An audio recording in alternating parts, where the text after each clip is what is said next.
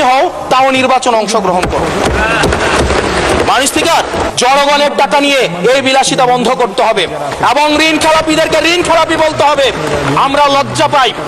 প্রাচীন ভারতের একটা প্রবাদ আছে, সেই প্রবাদে একজন বলেছিলেন, ঋণং কৃতা ঘৃতং পিবেত যাবৎ জীবন সুখেং কিবত। অর্থাৎ ঋণ করে প্রয়োজনে ঘি খাও, তাইলেও সুখে থাকো।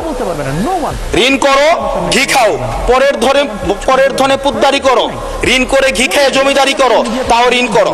আমার কাছে মনে হচ্ছে মাননীয় স্পিকার, এই প্রবাদটিকে সরকারি দলের কিছু সদস্য খুব সিরিয়াসলি নিয়েছেন।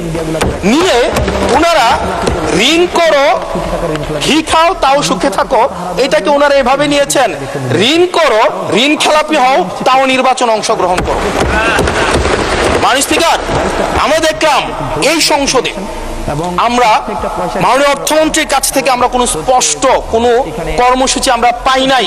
কিভাবে ব্যাংকগুলোকে যেভাবে দলীয়করণ করা হয়েছে, ব্যাংকগুলোকে দীর্ঘ 17 বছর ধরে ব্যাংকের টাকা ঋণের নামে যেভাবে বিদেশে পাচার করা হয়েছে, সেই পাচারকৃত টাকাকে কিভাবে উদ্ধার করা হবে, সেটার কিন্তু সুস্পষ্ট আমরা কোনো পলিসি পাই না। মাননীয় স্পিকার, আমরা গভর্নর সাহেবকে মাঝে মাঝে আমরা একটু আক্ষেপ প্রকাশ করতে দেখি, 4,80,000 কোটি টাকা